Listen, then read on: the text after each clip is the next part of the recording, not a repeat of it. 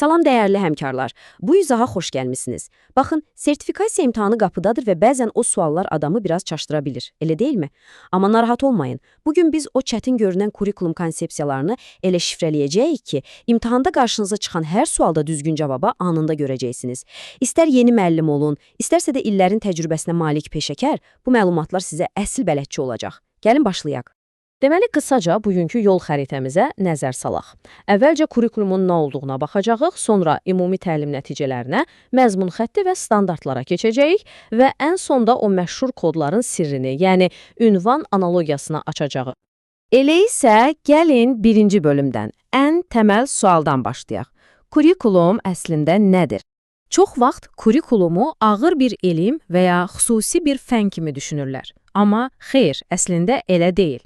Kurikulum sadəcə olaraq köhnə təhsil sistemini əvəz edən və zamanla ayaqlaşan çox çevik bir konseptual sənətdir. Və bu sənət təhsilin 3 ən böyük sütunu üzərində dayanır. Baxın, bu 3 sütun təhsilin əlifbasıdır. Birincisi, məzmun. Yəni, biz uşaqlara nə öyrədəcəyik? İkincisi, təşkil. Yaxşı, bunu öyrədəcəyik, bəs necə, hansı üsullarla?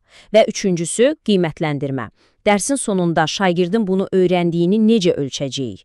Təhsilin bütün fəlsəfəsi sözün əsl mənasında bu 3 sualdan ibarətdir. İndi bu siyahını görüb gözünüz qorxmasın. İmtahanda bunu bənd-bənd əzbərləməyiniz tələb olunmur. Amma əsas məntiqi tutmaq çox vacibdir. Keyfiyyətli bir kurikulum həmişə aydın məqsədlərə sahib olmalı və qlobal dəyişikliklərə anında uyğunlaşa biləcək qədər çevik olmalıdır. Və əlbəttə ki, şagird yönümlülük və ədalətlilik, bunlar müasir təhsilin onsuz da döyünən ürəyidir. İndi isə keçid edək ikinci bölümə, ümumi təlim nəticələrinə. Bilirsiniz, bu nəyə bənzəyir? Təsəvvür edin ki, səyahətə çıxırsınız. Hara gedəcəyinizi əvvəlcədən bilməsəniz, yolda azarsınız. Bax, ümumi təlim nəticələri də budur.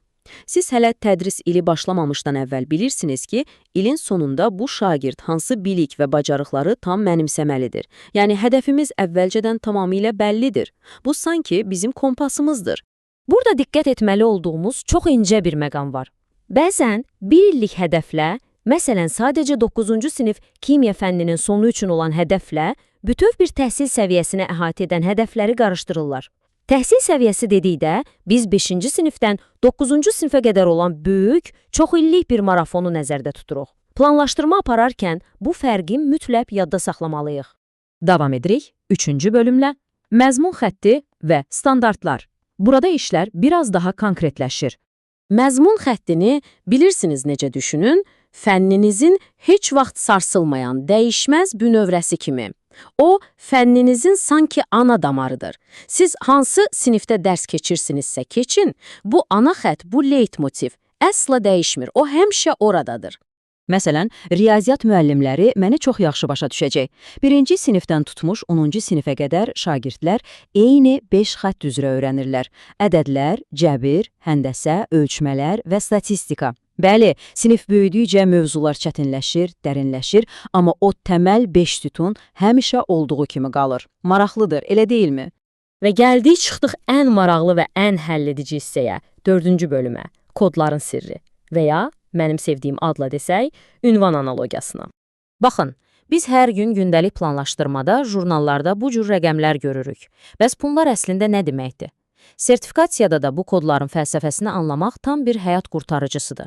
Çünki bunları sadəcə əzbərləmək yetmir, onların arxasındakı o mükəmməl məntiqi şifrələmək lazımdır. Gəlin bunu bir ünvan kimi təsəvvür edək. Birinci rəqəm bizim binamızdır, yəni ümumi məzmun xəttimiz. Amma mənzili sadəcə binanı bilməklə tapmaq olmaz axı. İkinci rəqəm bizə bloku göstərir, yəni əsas standartı. Və nəhayət o üçüncü rəqəm. O bizə düz mənzilin qapısını göstərir. Bu mənzil elə sizin bugünkü dərsinizin alt standartıdır. Gəlin cədvəldəki nümunəyə baxaq. Məsələn, Azərbaycan dilində dil qaydaları sadəcə bir binadır. Onu bir 45 dəqiqəyə sığdırmaq qeyri-mümkündür. Lakin səs və hərfi fərqləndirir dediyimiz an biz artıq o mənzili tapdıq. Dərsimizin dəqiq, ölçülə bilən və konkret hədəfi budur. Artıq mən bir müəllim kimi tam əminəm ki, bugün sinifdən çıxanda şagirdim məhz hansı bacarığı öyrənmiş olacaq. Deməli, alt standart, yəni məzmun standartı dövlətin şagirdə qoyduğu çox dəqiq, gündəlik tələbdir. Əgər bu gün uşağa nə öyrətməliyəm deyə düşünürsünüzsə, cavab tam olaraq həmin o alt standartın özüdür. Diqqət! Sertifikasiyada ən çox düşən, sizi ən çox çaşdıra biləcək məqamlardan biri məhz budur. Sizin summativ qiymətləndirmədəki suallarınız haradansa, ixtiyari yerdən gələ bilməz. Heç vaxt. O suallar birbaşa olaraq elə o öyrətdiyiniz alt standartın tələblərindən doğmalıdır. İkisi bir-birinə güzgü kimi yansımalıdır. Yəni, qayda çox sadədir. Alt standart sizin baş bələdcinizdir. O həm deyir ki, bugün bunu öyrət, həm də deyir ki, sabah eləməz bunu test edəcəksən. Təhsil sisteminin bütün təkərləri bu hədəf ətrafında fırlanır. Bunu tam qavradınızsa, imtahanda bu mövzuda səhv etmə şansınız yoxdur. Beləliklə, dəyərli həmkarlar, artıq təlim standartlarının o dəqiq ünvanını, mənzilin qapısını tapmağı bilirsiniz. Bəs indi əlinizdəki bu xəritə ilə şagirdlərinizi o ünvana necə çatdıracaqsınız? Bugün o unudulmaz dərsi necə quracaqsınız? Mən əminəm ki, bu izahdakı şifrələr həm sertifikasiyada sizə yüksək bal gətirəcək, həm də sinifdəki işinizi xeyli asanlaşdıracaq.